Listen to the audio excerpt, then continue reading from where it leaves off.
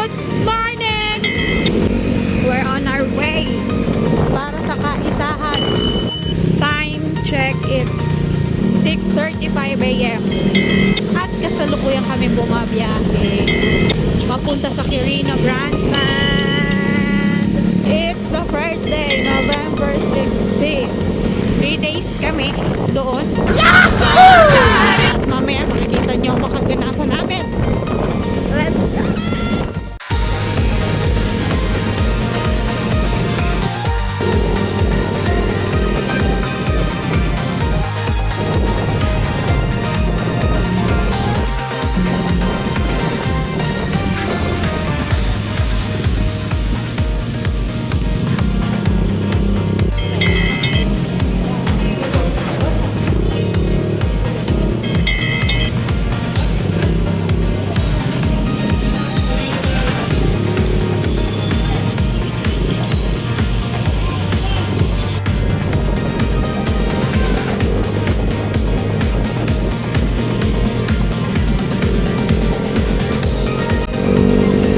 Guys, na kami.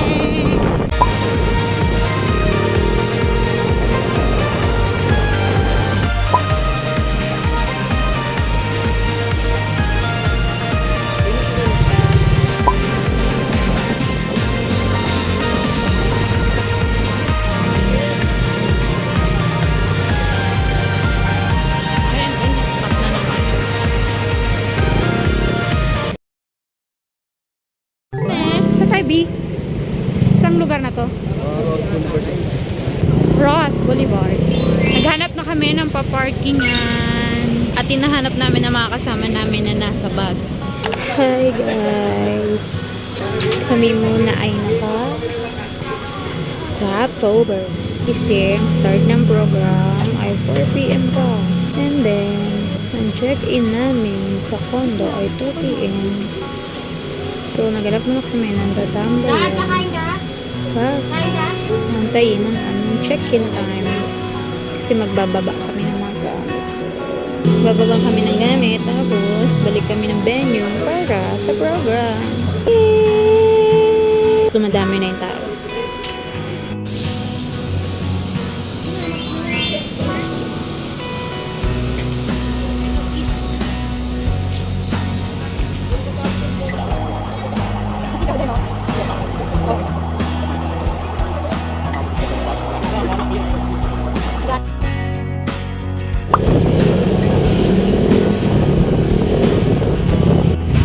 Hi guys! Time check. It's 12:34. Kami ay pupunta na ng Shell Tower A. Aming unit na pag-i-stayan. Diretso na kami doon. Malapit na kami! Ayan, pinanya.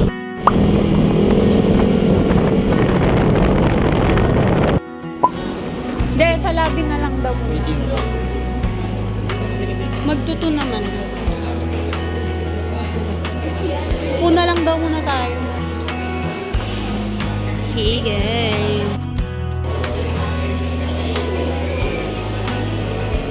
Lobby.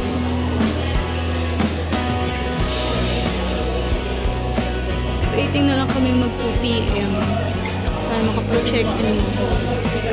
Balikan ko her.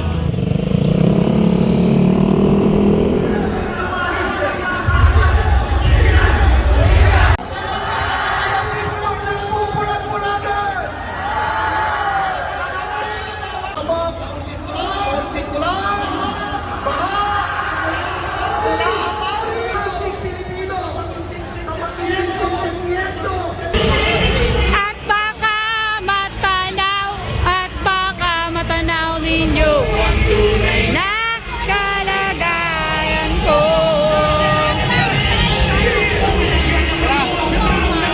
Alam niyo ba pata, alam niyo sa amin, hindi po na ako hindi sa bahay na sila pinagpagpitag ni Eros at Nagay.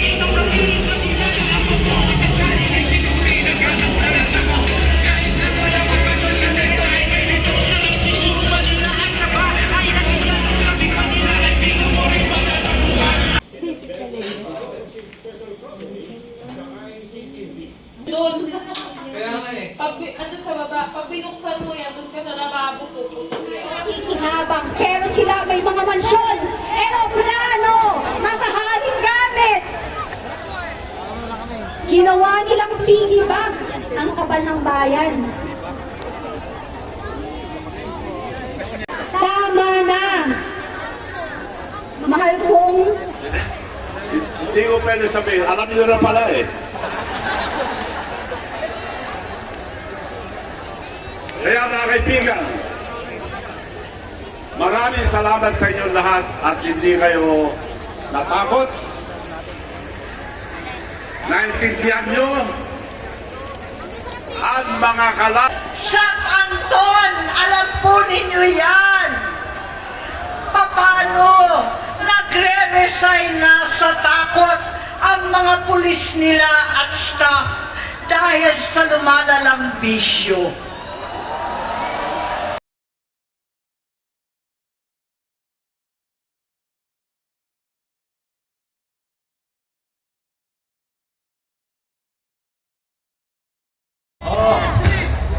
Patunayan nating iglesia tayo.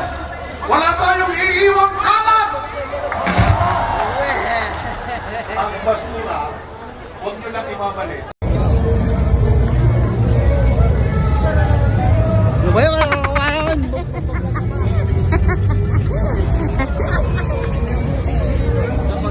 Tinakpan niya agad yung ulo niya.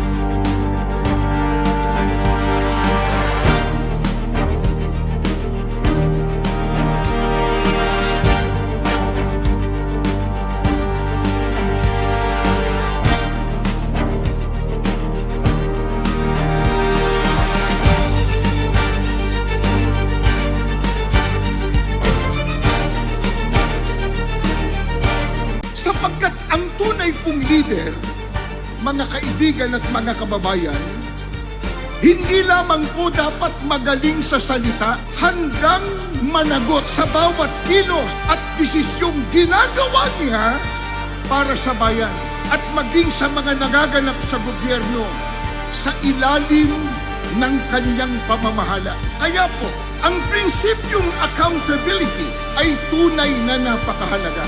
Muli nga po natin isigaw yung salitang accountability, mga kababayan. Sa salitang accountability, nakapaloob po dito ang pagkilala na may karapatan ang taong bayan na maningil ng mabuting serbisyo sa mga lingkod bayan na pinagkatiwalaan nila. Nakapaloob po sa salitang accountability ang pagkilala na karapatan po ng mga mamamayan na magdemand ng paliwanag sa mga nangyayari sa bansa, lalo na po kung may katiwalian. Ang pananagutan, hindi lang po tungkol sa sasabihin mo, o sige, ako may kasalanan. Hindi humahantong lang doon. Ito po ay ang pagtanggap ng responsibilidad. Pagtanggap ng responsibilidad bago pa man lumala ang problema o sa konteksto po ng pinag-uusapan ngayon at malaganang na katiwalian. Ito po ay ang kakayahang humarap sa katotohanan, tanggapin ang pagkukulang at itama ang pagkakamali. Pagka hindi nila itinama, sila tatamaan.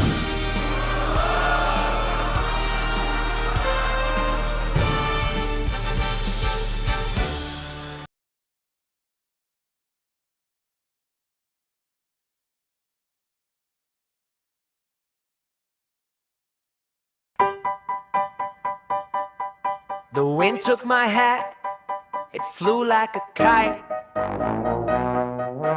Chased it for miles, now I'm lost in the night. Mud on my shoes, rain in my eyes. But hey, at least it washed my fries.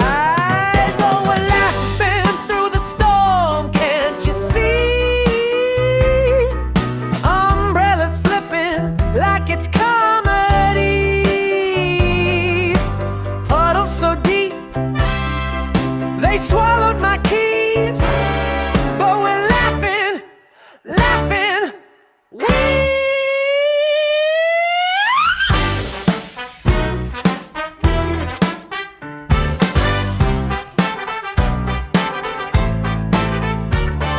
The roof took a leap, it's gone with the breeze. Now my living room's got a skylight, geez. The dog's in a boat floating past the shed. Guess he's a captain now, go ahead.